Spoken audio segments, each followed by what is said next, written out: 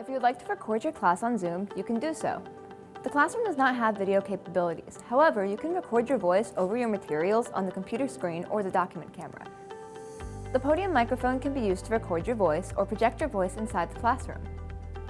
When you open your class Canvas page, there'll be an option on the left-hand side labeled Zoom.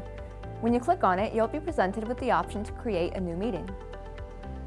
Input the day and time your meeting will take place. For classes, make sure to check the box that says Recurring Meeting so that you don't have to set up a new meeting for every class session. If you need your meeting recorded, you'll find the option to record meeting automatically in the cloud. Selecting this will prompt your meeting to be automatically recorded by Zoom and then uploaded to your Canvas page under the My Media tab. When you open your meeting, you'll see the option to join with computer audio. First are your security options. Here you are able to lock your meeting from new participants or enable a waiting room so participants have to be approved by you before joining. Underneath is the option to grant or restrict certain participant activities. After you adjust your security settings, you'll have to select the option to enable your microphone. In digital rooms, the mic input should be line in. You must also turn on the mic from the touch panel. Next, you'll see the option to enable your camera. Since this classroom does not have a camera to record, you can still share your computer screen with your students. In the center is a bright green button with an arrow that says Share Screen.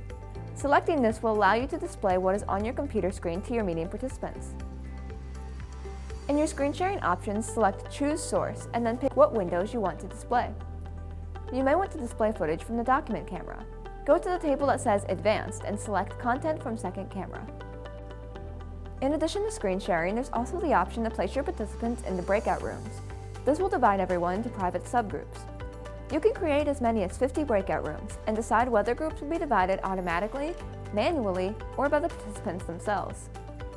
When it's all set up, select Open All Breakout Rooms. Don't worry, you won't lose touch with your participants while they're in the breakout rooms. To message them, select Broadcast Message to All. At the end of your breakout room session, hit the Close Rooms button. This gives participants 60 seconds to complete their conversation and return to the general meeting. Zoom provides live transcription for meetings that want or need added subtitles.